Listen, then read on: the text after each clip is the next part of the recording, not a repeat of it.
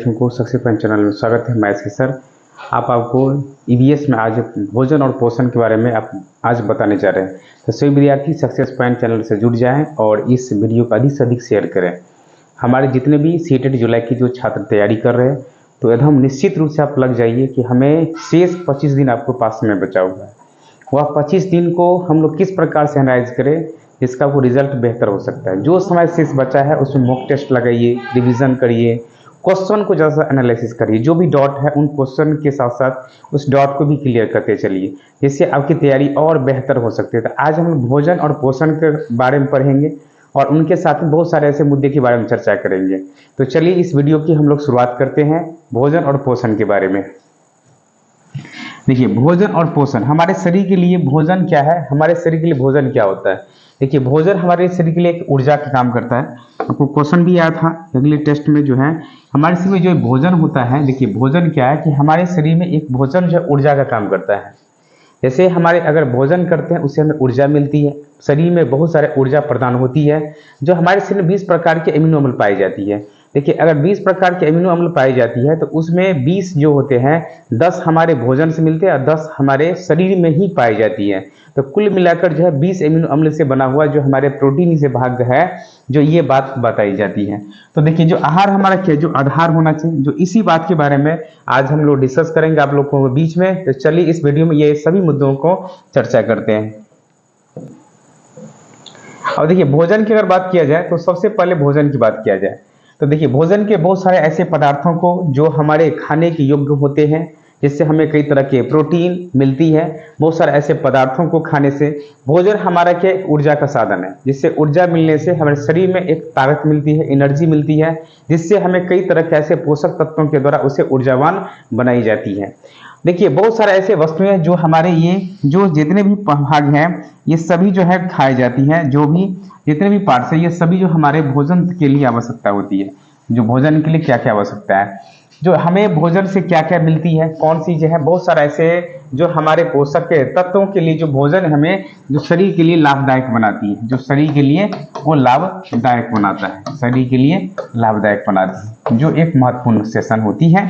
तो देखिए, तो हम लोग इसी बातों के बीच में देखिए अगली पॉइंट यहाँ पर देखिए, भोजन की बात किया जाए तो भोजन की अगर बात किया जाए तो भोजन में देखिए कहा जाए भोजन हमारी भूख को तृप्त करता है तथा दिन प्रतिदिन के कार्यों के लिए हमें ऊर्जा प्रदान करती है। देखिए, अगर कहा जाए हम लोग प्रत्येक दिन यानी दिन प्रतिदिन प्रतिनियत दिन क्या है भोजन का, जिससे हमें ऊर्जा प्रदान होती है।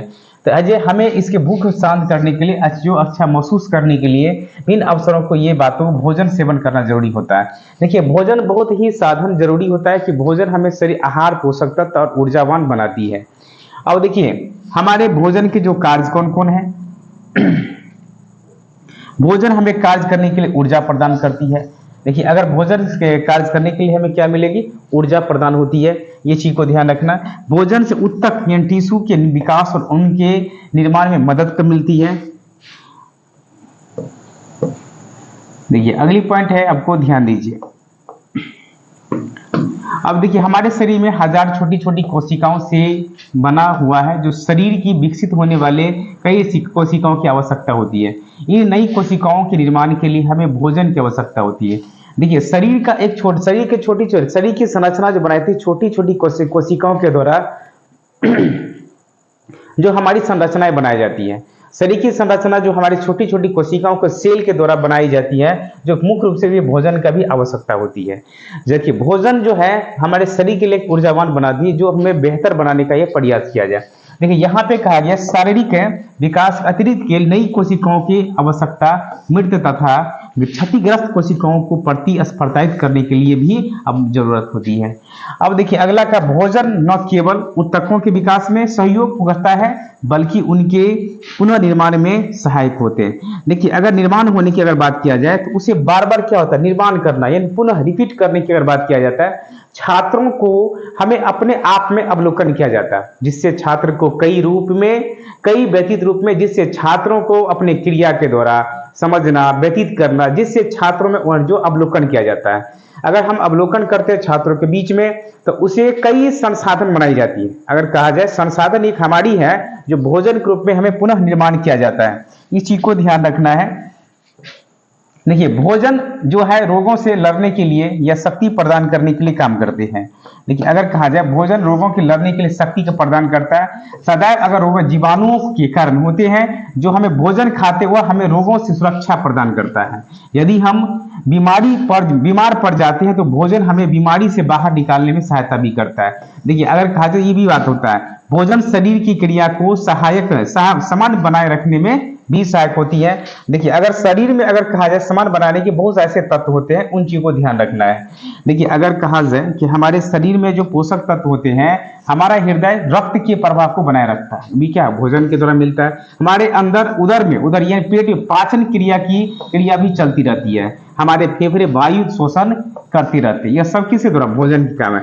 इन सभी अंगों के कार्य सुचारू रूप से करने के लिए ऊर्जा की आवश्यकता होती है, और यह ऊर्जा सोर्स जो है उस भोजन से मिलती है जहां हम खाते हैं।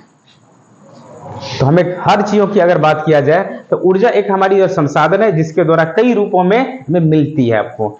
अब देखा जाए भोजन हमारी भूख को दीप्त करता है, यानी उसको संतुलित करता है, ये बात को ध्यान रखना है। और देखिए पोषण जो न्यूट्रॉन्स क्या होता है उन चीज को ध्यान रखिए। जो हमारे न्यूट्रॉन्स जो होते हैं वह कई शब्दों के द्वारा कई ऐसे कारक के द्वारा है जो हमारे न्यूट्रॉन्स जो है हमारे पोषण की अगर बात किया जाए, जब पोषक तत्वों की अगर बात किया जाए तो बहुत ऐसे शब्दों को हम चर्चा करते हैं जो हमारे पोषक तत्वों के लिए काम करेगा।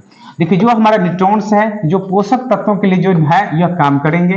देखिए पोषण और पोषक तत्व में क्या, पोषण और कहा जाए पोषक और पोषण में क्या अंतर है? दोनों में पोषण और पोषक में क्या अंतर है? अब देखिए अगर हम ये बहुत सारे ऐसे भोजन के ऐसे तत्वों को अगर सेवन करते हैं तो उनसे क्या क्या हमें प्रभावित होती है, क्या क्या लाभ मिलती है। अगर देखा जाए हम पोषण को उस विज्ञान के माध्यम से जोड़ते हैं, हम पोषण को उस विज्ञान के रूप में परिभाषित कर सकते हैं जो हम बताते हैं कि शरीर में प्रवेश करने या उसके बाद भोजन का क्या होता है, भोजन का पचना या किस प्रकार होता है, शरीर में इसका उपयोग किस प्रकार होता है। देखिए अगर भोजन की अगर पाचन क्रिया होती किस प्रकार से होता है, जो या जठर रस के माध्यम से होता है। कई ऐसे गुण होते हैं जिसके द्वारा भोजन को पचाया जाता है। जिस भोजन का हम सेवन करते हैं उसमें अनेक रासायनिक तत्व होते हैं, इन रासायनिक तत्वों को पोषक तत्व कहते हैं। उसमें कई रासायनिक तत्व होता है, उसे हम लोग क्या कहते हैं, पोषक तत्व कहा जाता है। उसमें जिन भोजन को हम सेवन करते हैं उसमें अनेक रासायनिक गुण पाए जाते हैं, उसे हम लोग क्या कहते हैं, पोषक तत्व कहा जाता है। उसे हम लोग पोषक तत्व के नाम से जाना जाता है। अब देखिए अगली बात है, अब देखिए अगली बात को ध्यान रखिए। पोषक तत्व की अगर बात किया जाए और कहा जाए, देखिए पोषक तत्व से हमें क्या क्या मिलती है कि अगर शरीर में स्वस्थ बनाए रखने के लिए हमें इसकी घटक पोषक तत्वों की भिन्न नामों से भी जाना जाता है। जो हमारे घटक होते हैं बहुत ऐसे नामों से जाना जाता है उसको। हमारे भोजन में उपस्थित समान पोषक तत्व भी पाए जाते हैं जो हमारे शरीर के लिए जो है लाभदायक होते हैं। देखिए यहाँ पे हमारे जो पोषक तत्व होते हैं वो ध्यान दीजिएगा। जो हमारे पोषक तत्व, देखिए कार्बोहाइड्रेट याद रखना है। देखिए कार्बोहाइड्रेट जो होता है इसमें भी क्या, ये हमारा पोषक तत्व है।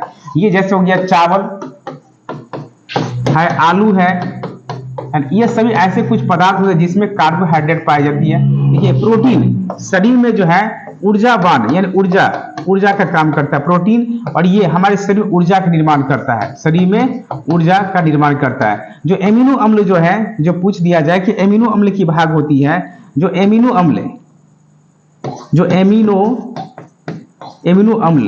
अम्ल की बात होती है वो अक्सर शरीर में ही पाया जाता है, जो 20 प्रकार के प्रोटीनों से ये बना हुआ रहता है। ये चीज देखना है। अगर देखिए प्रोटीन की कमी से अगर पूछ दिया जाए, याद रखना है प्रोटीन की कमी से अगर बच्चों में सूखा रोग हो जाता है, सूखा रोग है ना, सूखा रोग हो जाता है, बच्चों में सूखा रोग हो जाता है। अगर कहा जाए कि अगर इसके बाद में या इसी कमी से बच्चों में प्रोटीन की कमी से, देखिए मरामस और क्वासियोरकर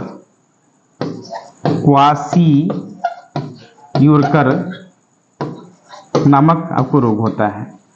तो यह सभी रोग जो होता है किसके, प्रोटीन की कमी से ही होता है। तो याद रखें, प्रोटीन का मुख्य घटक जो मिलते हैं हमें कहां से, भोजनों से मिलती है। इन चीजों को याद रखना आपको। अब देखिए, अगर फैट की बात किया जाए, फैट जो हमें शरीर में जो है फैट, यानी जो कहता है कि अगर फैट ज्यादा हो जाती है, जैसे हो गया तेल वाले पदार्थ, तेल वाले अगर बाहरी सामान अगर आप खाते हैं तो उससे भी आपको ये वसा में ये पाई जाती है। तो याद रखना ये सब, जैसे वसा। अब देखिए, अगर कहा जाए विटामिन, देखिए विटामिन का काम क्या क्या है हमारे शरीर में, जो है विटामिन का काम क्या क्या है। देखिए विटामिन क्या करता है, ये बीमारियों से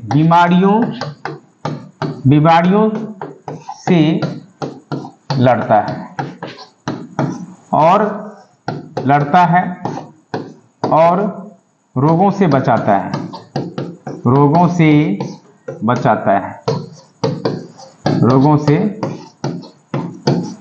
है, ठीक है। खनिज लवण जो हमारा है, जो मिनरल होता है, जो हमारे ये होता है, देखिए जैसे रेशा हो गया, पानी हो गया, जो हमारे ये सभी जो सबसे महत्वपूर्ण होती है, यह सभी हमारे पोषक तत्व है। आपको याद रखना, ये हमारे पोषक तत्व है। देखिए, अगर पोषक तत्व की अगर क्या कहा जाए कि बहुत सारे ऐसे एलिमेंट्स होते हैं जिसको कार्य किस रूप में किया जाता है। तो देखिए, अगर बहुत सारे ऐसे कार्य की बात किया जाए तो पोषक तत्व के जैसे उनके कार्य, हम यह भी विभिन्न पोषक तत्वों में उनके स्रोत का जानना जरूरी होता है कि हमें पोषक तत्वों में क्या क्या आवश्यकता है। जो हमारे पोषक तत्वों में उनके स्रोत कौन कौन है, उनके ज्ञान बिंदु क्या है। देखिए, अब कार्बोहाइड्रेट की अगर बात लिया जाए तो हमारे शरीर में जो कार्बोहाइड्रेट बहुत सारे ऐसे पदार्थों में पाई जाती है जो हमें खाने, जैसे चावल सब खाने पर उसमें देखिएगा आलसी, यानी उसमें भी ये कार्बोहाइड्रेट पाई जाती है। अब देखिए, कार्बोहाइड्रेट की जो हो जाती है, कार्बोहाइड्रेट के बहुत ऐसे, देखिए यहाँ पे बहुत सारे ऐसे चीज पाई जाती है जो कार्बोहाइड्रेट के रूप में कहा जाए। अब देखिए, यहाँ पे ध्यान दीजिएगा कि कार्बोहाइड्रेट हमारे शरीर के उतना ही महत्वपूर्ण है जितना कि एक कार्य के लिए ईंधन है ना। शरीर में देखिए, याद रखना कि शरीर में जिस प्रकार से हमें जितना जरूरी है कार्बोहाइड्रेट का, उसी प्रकार से एक कार्य में ईंधन जैसे प्रयोग होता है, उसी हमारे शरीर में उतना जरूरी है जितना कार्बोहाइड्रेट का। जैसे एक कार की जो ईंधन जरूरी होते हैं, उसी प्रकार से मानव के शरीर में एक कार्बोहाइड्रेट की बहुत महत्वपूर्ण भूमिका होती है। तो जिस प्रकार से ईंधन में इस कार चलते, उसी प्रकार से कार्बोहाइड्रेट से हमारे शरीर को ऊर्जा प्रदान करते हैं, जो हमारे शरीर में दिन भर सक्रिय बनाए रखता है ना, दिन भर जैसे उसे सक्रिय बनाई रहता है। तो इन सब बातों पे ध्यान देना है। जिस प्रकार से गाड़ी का, जैसे आपको गाड़ी में अगर ईंधन रहता है, उसी प्रकार से मनुष्य के शरीर में कार्बोहाइड्रेट बहुत ही शरीर में दिन प्रतिदिन ऊर्जावान करके उसे शरीर को अपने स्टेमिना बनाया हुआ रहता है हमको। देखिए, अब कहा जाए आहार के लिए निम्न में से कौन सा कार्बोहाइड्रेट के होना चाहिए। देखिए, हमें आहार के लिए कार्बोहाइड्रेट के लिए क्या क्या चीज लेना चाहिए। देखिए ध्यान दीजिएगा, जैसे आहार के लिए कहा जाए, जैसे हो गया आपको आलू है, चावल है, मिठाई इत्यादि खाद्य पदार्थों से हमें कार्बोहाइड्रेट प्राप्त होता है। अब देखा जाए, शर्करा तथा स्टार्च दो प्रकार के कार्बोहाइड्रेट होता है, ये चीज को याद रखना है। शर्करा, शुगर, शर्करा को साधारण कार्बोहाइड्रेट भी कहा जाता है। फल, शहद तथा चीनी शर्करा के कुछ महत्वपूर्ण घटक भी होता है। अब देखिए, स्टार्च की बात क्या होता है। देखिए ध्यान दीजिए, स्टार्च, देखिए स्टार्च में ये बात बताई गई कि अगर देखिए स्टार्च एक ऐसा होता है कि स्टार्च को जटिल शर्करा भी कहते हैं। पौधे स्टार्च के रूप में उस ऊर्जा एकत्र करते हैं। जब हम स्टार्च युक्त पौधा उत्पादों का सेवन करते हैं तो रक्त में अवशोषित होकर हमें ऊर्जा प्रदान करती है। याद रखना कि हमारा पाचन तंत्र इस स्टार्च को ग्लूकोज में विखंडित कर देता है। याद रखना, बहुत ही महत्वपूर्ण शब्द है जो हमें इसे विखंडित कर देता है। याद रखना, इसे विखंडित कर देता है। हमारा पाचन तंत्र जो है स्टार्च को ग्लूकोज रूप में ऐसे परिवर्तित कर दिया जाता है। देखिए, कुछ पदार्थ जैसे होता है, याद रखना, कुछ पदार्थ की अगर बात किया जाए तो देखिए, कुछ पदार्थ की अगर बात किया जाए तो पदार्थों में स्टार्च रूप में हमें कार्बोहाइड्रेट प्रदान करते हैं, जैसे अनाज, आलू, शकरकंद इत्यादि का। कुछ खाद्य पदार्थ हमें शर्करा के रूप में कार्बोहाइड्रेट प्रदान करते हैं, जिसमें हो गया चीनी और शहद। ये सब याद रखना है। 1 ग्राम कार्बोहाइड्रेट में 4 किलो कैलोरी का प्रदान की जाती है। अब देखिए, एक वयस्क व्यक्ति को प्रतिदिन 400 से लेकर 420 ग्राम कार्बोहाइड्रेट की आवश्यकता होती है। याद रखना, एक वयस्क व्यक्ति को अगर चाहे 400 से लेकर 420 ग्राम कार्बोहाइड्रेट की आवश्यकता होती है। और देखिए, अब कार्बोहाइड्रेट की कार्य क्या है और इनका स्रोत क्या है। देखिए, इनकी कार्य और स्रोत क्या है, ध्यान दीजिएगा। सभी छात्र ध्यान देंगे। देखिए, ऊर्जा प्रदान करता है और इसे तृप्ति की अनुभूति भी करता है। इसका स्रोत है जैसे अनाज, गेहूं, चावल, बाजरा, मक्का, आलू, शकरकंद, अरबी, यह सभी जो होता है इनकी स्रोत हो जाती है। देखिए, अगली बात कहा जाए, हमारे भोजन की मात्रा में इसे वृद्धि करता है। प्रोटीन को अन्य कार्य करने के लिए भी छोड़ देता है। भोजन को स्वादिष्ट बनाता है कौन? तो कार्बोहाइड्रेट बनाता है। अब देखिए, प्रोटीन का काम क्या है। देखिए, हमारे शरीर में जो प्रोटीन बनता है, बहुत प्रकार के ऐसे प्रोटीनों का निर्माण होता है जो हमने अभी जस्ट हमको बहुत सारे बात बताया। ये प्रोटीन, तो यह शरीर में ऊर्जा का निर्माण करने की अगर बात किया जाए तो ऊर्जा मिलता है कहाँ से? तो प्रोटीन से मिलता है ना। जो ऊर्जा का रूपांतरण होगा तो वो कहाँ से होगा? तो प्रोटीनों से निर्माण होती है। तो याद रखें, ऊर्जा का रूपांतरण होता है प्रोटीनों से होती है। अब देखा जाए कि अगर प्रोटीन की बात किया जाए तो इसी में देखिए, हमारे शरीर को प्रोटीन की आवश्यकता है। देखिए, ध्यान दीजिएगा, हमारे शरीर में देखिए कहा जाए कि प्रोटीन की आवश्यकता मांसपेशी के निर्माण तथा निष्क्रिय कोशिकाओं को ऊतकों पुनः निर्माण के लिए होती है। देखिए, अगर कहा जाए कि अगर कोई भी कोशिका में अगर प्रोटीन की आवश्यकता, जैसे मांसपेशी है या कई तरह के ऐसे मसल्स है जिसके द्वारा हमें कार्य करती है, हमारी पेशियां, अंग तथा यहाँ तक कि हमारा रक्त अधिकार प्रोटीन से बने होते हैं। यदि हम अपने आहार में प्रोटीन को सेवन नहीं करेंगे तो हमारी क्षतिग्रस्त कोशिकाओं का पुनः निर्माण या नई कोशिकाओं के निर्माण नहीं हो पाएगा। जब भी वो क्षतिग्रस्त होने पर वह सही रूप से नहीं कर पाते हैं। देखिए, अगला, हमारे आहार में प्रोटीन पशु तथा पौधे दोनों स्रोत पाई जाती है। पशु स्रोतों के द्वारा पशु प्रोटीन कहते हैं। और प्रोटीन को कहा जाए कि अगर प्रोटीन के रूप में जाना जाता है, 1 ग्राम प्रोटीन हमें 4 कैलोरी ऊर्जा देती है। तो याद रखना है, अगर आपको पूछ दिया जाए 1 ग्राम कैलोरी, याद 1 ग्राम का याद 1 ग्राम प्रोटीन में हमें 4 कैलोरी ऊर्जा प्रदान होती है और ये प्रदान की जाती है आपको। देखिए, अगली बात है कि एक वयस्क व्यक्ति की बात किया जाए। देखिए, अगर कहा जाए एक वयस्क व्यक्ति को प्रतिदिन शरीर में भार के प्रति किलोग्राम के लिए 1 ग्राम प्रोटीन की आवश्यकता होती है। उदाहरण के लिए अगर कहा जाए, सिवाय यानी कुछ व्यक्ति 52 केजी का है तो उसे कितने प्रतिदिन प्रोटीन चाहिए? तो 52 ग्राम आपको प्रोटीन चाहिए। तो इस चीज सबको याद रखना है। देखिए, प्रोटीन का कार्य क्या है शरीर में, अगर पूछा जाए कि प्रोटीन का काम क्या है। देखिए, प्रोटीन का अगर खास शरीर में नए ऊतकों का निर्माण करना और निर्माण करने के लिए होना, तो जैसे मांस, अंडे स्रोत, मछली, मुर्गी, दूध, दही, पनीर इत्यादि, ये सब हमारी स्रोत है जिससे खाने से हमें प्रोटीन मिलती है। और देखिए, यहाँ पे एक बात को ध्यान रखना है कि पुराने तथा क्षतिग्रस्त ऊतकों में, देखिए पुराने एवं क्षतिग्रस्त ऊतकों की बात किया जाए कि ऊतकों की अगर बात किया जाए, ऊतकों की सबसे महत्वपूर्ण बिंदु को समझना है। देखिए, अगर क्षतिग्रस्त की अगर बात किया जाए तो बहुत ऐसे शब्दों को जानना है कि उसे क्षतिग्रस्त के कारण क्या बता रहा है ना, वो क्षतिग्रस्त के कारण क्या बता रहा है। जब छात्रों की इस बातों की आपको अवलोकन हुबहू कराई जाती है तो इस चीज को समझना है। देखिए, अगर कहा जाए क्षतिग्रस्त हो जाती है, घाव को भरने में किसका प्रयोग करता है? प्रोटीन का, है ना, याद रखना। घाव के भरने में किसका प्रयोग किया आता है? प्रोटीन क्या आता है? रक्त एंजाइम तथा हार्मोन्स के निर्माण में कौन सहयोग होता है? है प्रोटीन सहयोग होता है। इस सब चीज को याद रखिएगा। देखिए, वसा की बात है, ध्यान दीजिएगा। जो वसा की बात है, देखिए हमारे शरीर में जो वसाओं को जो एडेप्टिक जो होता है वसा में, तो ये चीज को याद रखना है। जो हमारे शरीर में वसा, जो फैट की मात्रा जो पाई जाती है, उन जो फैट पाया जाता है तो बहुत सारा ऐसे वसा के जो संचरित होता है, जो न्यूक्लियस होते हैं, देखिए मेम्ब्रेन्स होते हैं, साइटोप्लाज्मा होते हैं, बहुत ऐसे जो है उन सभी शब्दों के द्वारा जो हमें क्या पाई जाती है, उनकी कई आकर्षक बिंदु पाई जाती है जो एक प्लाज्मा के संकेत रूप में जाना जाता है। अब देखिए यहाँ पर ध्यान दीजिएगा। अब देखिए यहाँ पे 1 ग्राम वसा आपको, देखिए यहाँ पर ध्यान दीजिए, 1 ग्राम वसा आपको 9 किलो कैलोरी प्रदान करती है। कितना? 9 कैलोरी, 9 कैलोरी ऊर्जा प्रदान करती है। पशुओं से प्राप्त होने वाली वसा को पशु वसा कहते हैं। पौधे से प्राप्त होने वाली वसा को पौधे का वसा कहते हैं। कार्बोहाइड्रेट की तुलना में वसा हमें अधिक ऊर्जा प्रदान करती है। याद रखना है, कार्बोहाइड्रेट की तुलना में हमें ऊर्जा अधिक प्रदान करती है। यह अत्यधिक वसा वाले भोजन का सेवन प्रदान करने से मोटापे की समस्या उत्पन्न हो जाती है। जब पूछ दिया जाए तो इससे मोटापे की समस्या उत्पन्न हो जाती है। एक वयस्क को प्रतिदिन केवल 4 से 40 से 70 ग्राम 3 छोटे चम्मच वसा की आवश्यकता होती है। अगर कहा जाए कि चॉकलेट, बिस्किट जैसे पकोड़े इत्यादियों से ज्यादा खाइएगा तो इस सबसे क्या होगा आपको, जैसे चॉकलेट है, बिस्किट है, पकोड़े है, जैसे तथा पेस्ट्री इत्यादि के वसा के रूप में काम करती है।